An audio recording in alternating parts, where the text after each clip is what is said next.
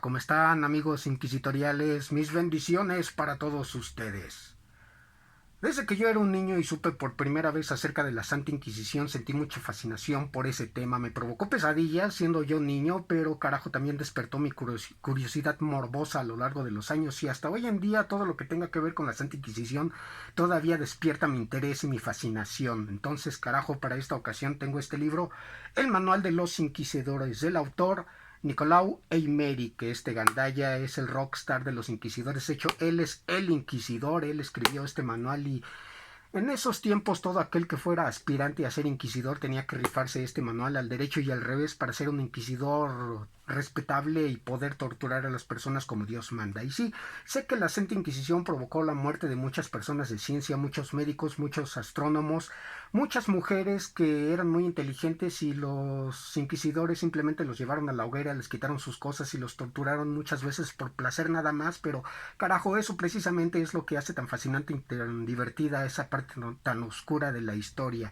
Aquí también aparece el nombre de Francisco Peña, que bueno, Nicolau Eymery, que escribió este manual en el siglo XIV y hasta el siglo XVI, Francisco Peña tuvo el encargo por parte de la Iglesia romana para darle otro visto a este manual y ponerle una serie de notas que eran más acordes hacia el siglo que estaban viviendo, que era el siglo XVI en ese entonces. Aquí también aparece introducción y notas de Luis Sala Molins, que no sé algo acerca de él, nada más ponen aquí que es un filósofo y él es el encargado de poner ciertas notas al pie de página. Que gracias a Dios el tipo no se la pasa filosofando y pone notas al pie de página muy cabronas, muy extensas, sino que simplemente son notas aclaratorias, concretas, simples y directas, lo cual es bastante de agradecer. Archivos de la herejía, colección dirigida por Ricardo Muñoz Suay. No tengo idea de quién carajos es ese tipo. Demonios, aparecen 1, 2, 3, 4 nombres tan solo en la portada.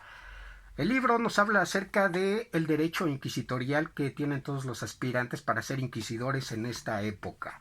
Ya dije que esto data del siglo XIV y del siglo XVI respectivamente, ¿no? En el siglo XIV fue escrito originalmente y en el siglo XVI se le añadieron cosas con respecto a esa época.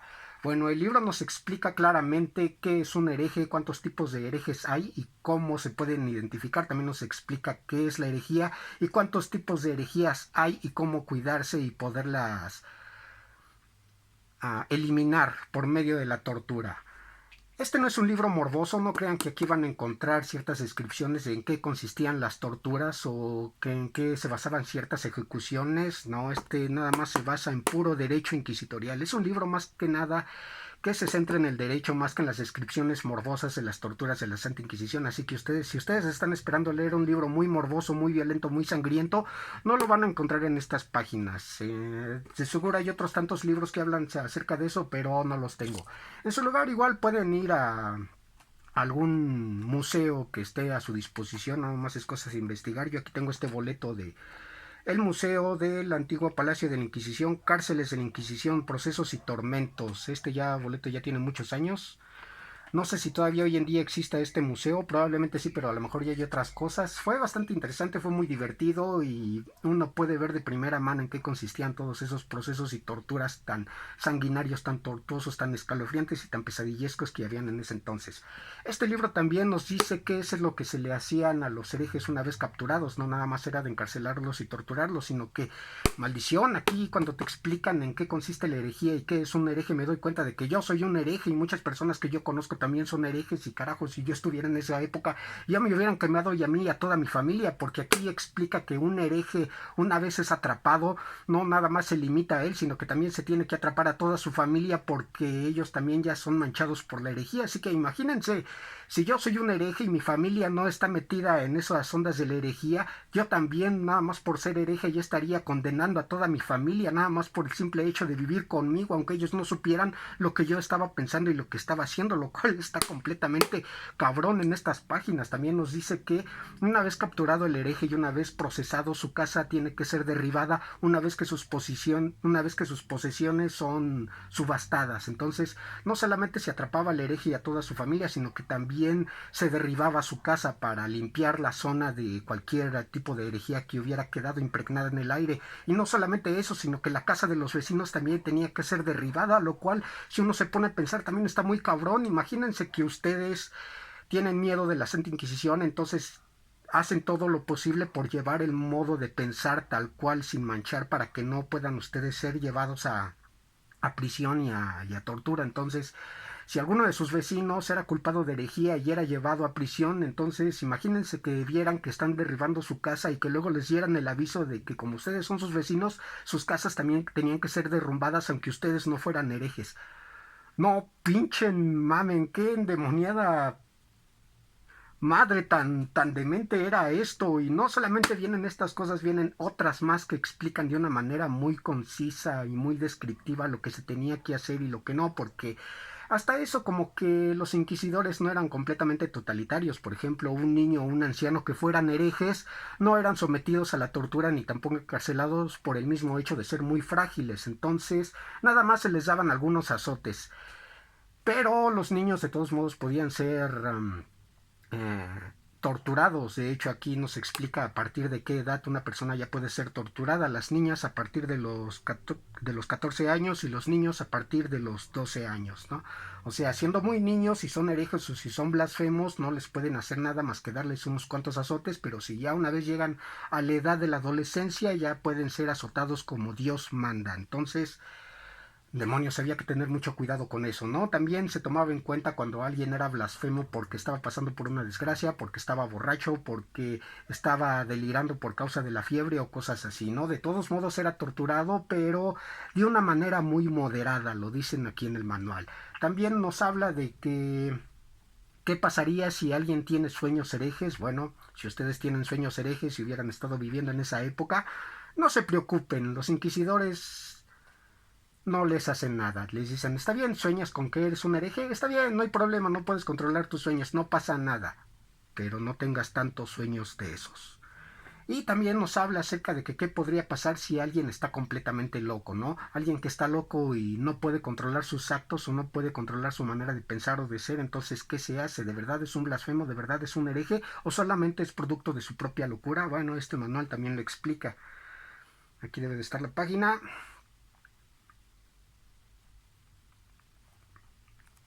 El tema de la locura fingida merece particular atención, y si por una vez se tratase de un loco auténtico, para tener la conciencia limpia se someterá a tormento al loco, verdadero o falso. Si no está loco, difícilmente proseguirá la comedia presa del dolor.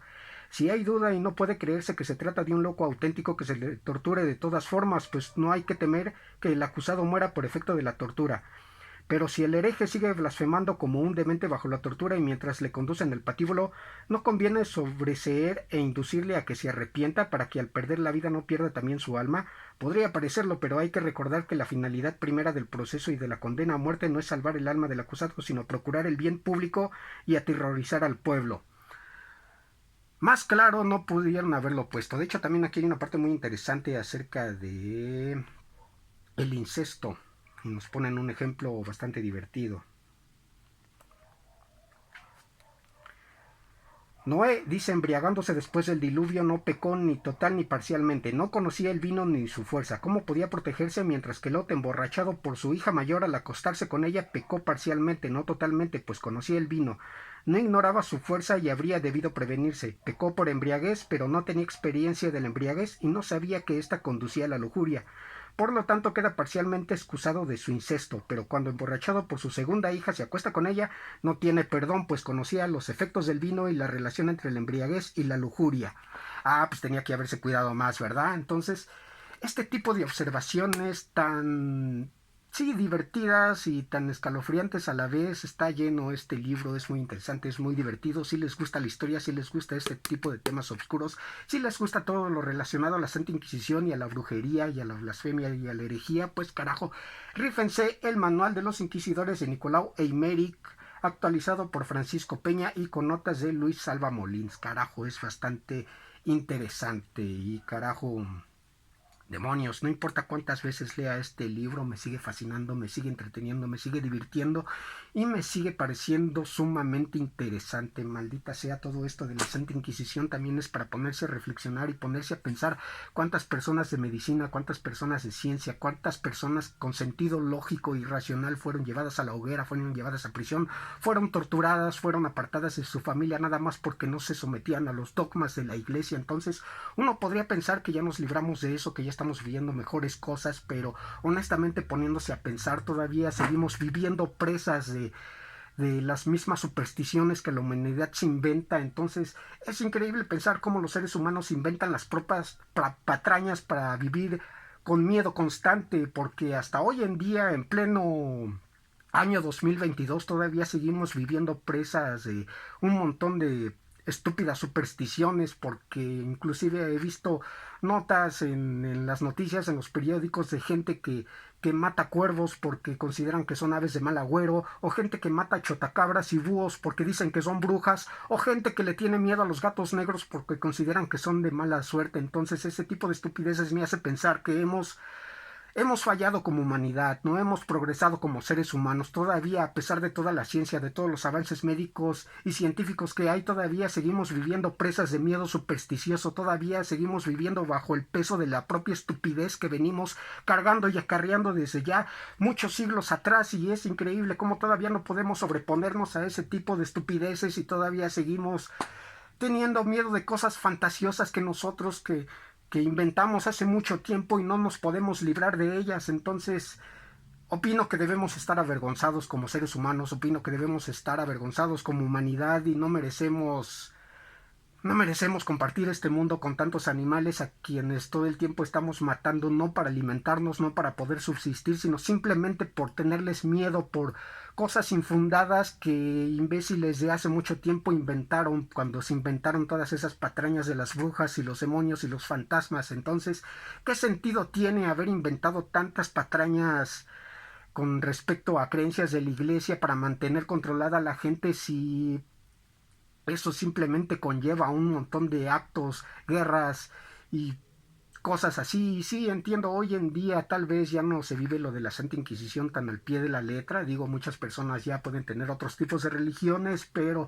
verdaderamente todavía hay matanzas, todavía hay guerras, todavía hay peleas por cosas inclusivemente todavía más estúpidas, como por el hecho de discusiones de género, de fútbol, inclusive de arte o de películas. Ya mucha gente se está golpeando, ya se está matando. Entonces este tipo de cosas me ponen ciertamente triste, me ponen mal, me ponen decaído, me ponen apático, y honestamente a veces pienso que no merecemos seguir subsistiendo a través de los años. Ya la humanidad ha sobrevivido a muchas pandemias, ya todos nosotros ya sobrevivimos a la última que se desencadenó en el mundo, pero honestamente le ruego a Dios que no sobrevivamos la que sigue, porque si seguimos en este rumbo que llevamos todavía ahora,